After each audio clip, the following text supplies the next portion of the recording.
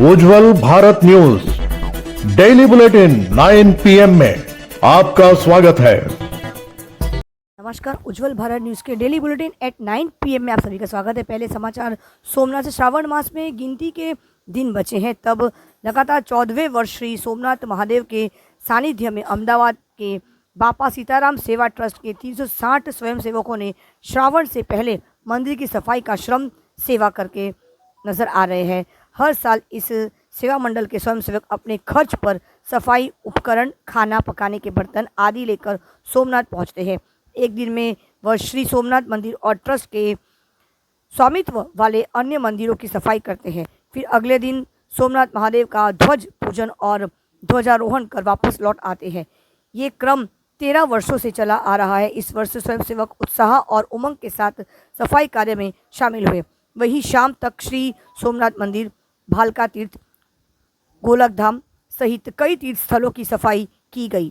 सोमनाथ मंदिर, अहल्याबाई मंदिर, गोलक धाम, भालका तीर्थ, राम मंदिर, त्रिवेणी संगम, विठलेश्वर मंदिर, प्राची, शशि भूषण महादेव, भिड़िया में 360 स्वयंसेवकों ने श्रम दान कर साफ सफाई की है, जिसमें श्री सोमनाथ ट्रस्ट की सफाई कर्मचारी भी शामिल हुए। इस अभियान में बाद अपनी भावनाएं व्यक्त करते हुए बापा सीताराम सेवा ट्रस्ट के श्री हरीश भाई सोनी ने सोमनाथ आने वाले तीर्थयात्रियों से अपील की है कि स्वच्छता त्या प्रभुता तीर्थ।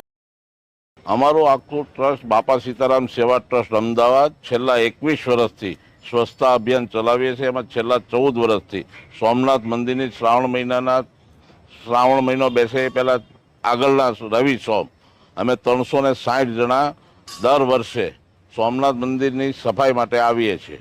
અને ઘણા લોકો એ રીતના સેવા કરતા હોય છે, કોઈ બિલીપત્ર ચડાવતા હોય છે, કોઈ ગંગાજળ ચડાવતા હોય છે, અને અમારા સ્વયંસેવકો જે છે એ આ સ્વચ્છતા અભિયાન ચલાવીને ભોળાનાથની સેવા કરતા હોય છે। સોમનાથની અંદર ભાલકા તીર્થ, ત્રિવેણી સંગમ, ગૌલોકધામ, પ્રાચી, ભીડિયા એ બધા અલગ અલગ મંદિરોની અમારા સ્વયંસેવકો, ચોપાટી, સ્મશાન બધા મંદિરોની સ્વચ્છતા અભિયાન ચલાવીએ છીએ। અને એ જ અમારી વિનંતી છે કે અમે જે આ સ્વચ્છતા અભિયાન ચલાવીએ છીએ, આપ સ્વચ્છતા જાળવો, બગાડો નહીં અને સ્વચ્છતા રાખો, એ જ અમારું અભિયાન છે। 14 વર્ષથી સોમનાથ ટ્રસ્ટ અમને બાકીની ઘણી સેવાઓ પૂરી પાડે છે, જેવી કે અમને વેરાવળથી સોમનાથ લાવવાની અને અમને ઉતારા વ્યવસ્થા કરી દેવાની, અને છેલ્લે ધજા, દાદાને ધજા, સોમવારને દાદાને ધજા અને થાળ अर्पण करीने पछी अमे અહીંથી विदाय लईए। अब समाचार गुजरात के पाटन जिले से। सिद्धपुर तालुका के लुक हसान गांव में केशरबेन रावल का शव संदिग्ध हालत में मिलने का मामला तूल पकड़ गया है। महिला का शव खाने की हालत में मिला और पुलिस जांच में पता चला कि महिला की हत्या की गई है। पुलिस में शिकायत दर्ज होने के बाद भी आरोपी की गिरफ्तारी नहीं होने से परिवार और समाज के में काफ़ी गुस्सा दिखाई दे रहा है। आज परिवार एवं रावल समाज द्वारा विशाल रैली निकालकर पाटन कलेक्टर एवं एसपी को प्रार्थना पत्र दिया गया। उन्होंने मांग की है कि आरोपियों को जल्द से जल्द गिरफ्तार कर न्याय दिलाया जाए। कलेक्टर एवं एसपी साहब, रावल समाज द्वारा प्रार्थना पत्र देकर 5 दिन का अल्टीमेटम दिया गया था। 5 दिन में भीतर पीड़ित परिवार को न्याय नहीं मिला तो गुजरात के रावल समाज के लोग एकत्र हो जाएंगे और गांधीनगर में बड़ी संख्या में गांधी सिंधिया मार्ग हिंसक आंदोलन की दवा है। ऐसा रावल समाज के सभी लोगों ने इस बारे में मांग की है कि जिस प्रकार से एक महिला को उनकी हत्या की गई है और 5 दिन के बाद भी आज भी जो हत्यारे हैं, जो गुनहगार है, वो आज भी पुलिस के पकड़ से बचे फिर रहे हैं, तो आखिर क्या वजह है कि हत्यारों को आज तक पुलिस अब तक नहीं ढूंढ पाई है।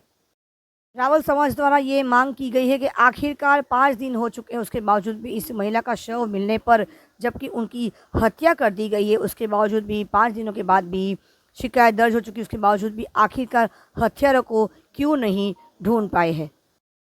रावल समाज के लोग भारी मात्रा में, बहुत ही बड़ी संख्या में, आप देख पा रहे विजुअल में दिखा गया जा रहा है कि बहुत ही भारी मात्रा में रावल समाज के सारे लोग यहाँ पर एकत्रित हुए हैं और एसपी ऑफिस और कलेक्टर को भी जाकर उन्होंने आवेदन पत्र दिया है और इस बारे में मांग की गई है कि आखिरकार एक महिला का शव मिला है, उसकी हत्या कर दी गई है, उसके बावजूद भी हत्यारे या आरोपी अब तक क्यों वो पुलिस के पकड़ में नहीं आ पाए।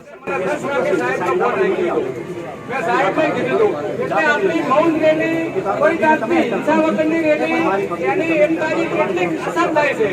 સાહેબ પોલીસ વિકાસ આપણા માટે કરે છે, પોલીસ સાહેબ સાચી છે, એમાં કોઈ કેમેરા પકડા આવે છે, પેપર પડતું આપણી કેટલી જેવી એમતાની તાકાત છે દેશના તારે સૌ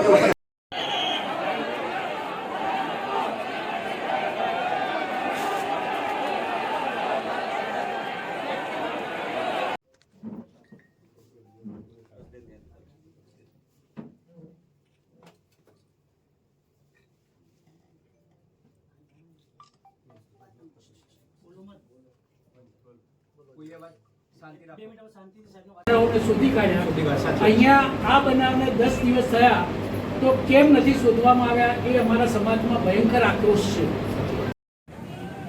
આજે પાટણ જિલ્લાના સિદ્ધપુર તાલુકાના લુખાસણ ગામે રાવળ સમાજના કેસરબેનને એક ક્રૂર હત્યા કરી એક અવાવરૂ જગ્યા પરથી એમની લાશ મળી આવેલી છે, જેના ભાગરૂપે આજે બનાસકાંઠા, ઉત્તર ગુજરાત, સાબરકાંઠામાંથી વિવિધ જિલ્લાઓમાંથી આખો ગુજરાત રાવળ સમાજ એકઠો પાટણ જિલ્લામાં થયો છે, જેના ભાગરૂપે આવેદન પાઠવવાનું આયોજન કરેલું હતું, જેના ભાગરૂપે આજે માનનીય એસપી સાહેબશ્રી અને કલેક્ટર સાહેબશ્રીને આવેદન પાઠવેલું છે, જેની હજારો જનમેદની સાથે આજે રાવળ સમાજ ઉમટ્યો છે, જેના ભાગરૂપે આજે 5 દિવસનું અલ્ટિમેટમ આપ્યું છે એસપી શ્રી દ્વારા અને કલેક્ટરશ્રી દ્વારા કે જો 5 દિવસની અંદર આ બેનને ન્યાય નહીં મળે અને હજુ પણ અગાઉ પણ 11 દિવસ વીતી જવા હોવા છતાં પણ હજુ પણ પોલીસને એવી કડી મળી નથી કે આ બેનને ન્યાયની ક્યાંય પણ એવી રક્ત મળી શકે, જેના ભાગરૂપે આજે 5 દિવસની જે પણ આજે સમાજ રોષે ભરણો છે એના માટે 5 દિવસનું કહ્યું છે સાહેબશ્રીએ। જો 5 દિવસ પછી જો આ બેનને ન્યાયની કોઈ પણ કડી નહીં મળે તો આગામી સમયમાં ગાંધીજીના માર્ગે સમાજ આંદોલન પણ કરશે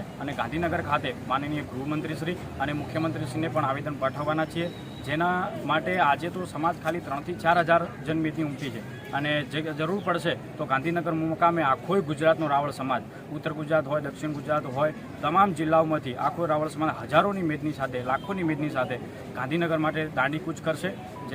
અને સરકારશ્રી દ્વારા એટલું જ આપણે મીડિયાના માધ્યમથી કહેવામાં આવું છું કે બેન કેસરબેનને જેટલો બને એટલો ઝડપી ન્યાય મળે, કારણ કે આજે પણ ચોધારા આંસુ પરિવાર રડી રહ્યો છે, દીકરાઓ રડી રહ્યા છે, આખું ગામ શોકના માહોલમાં છે।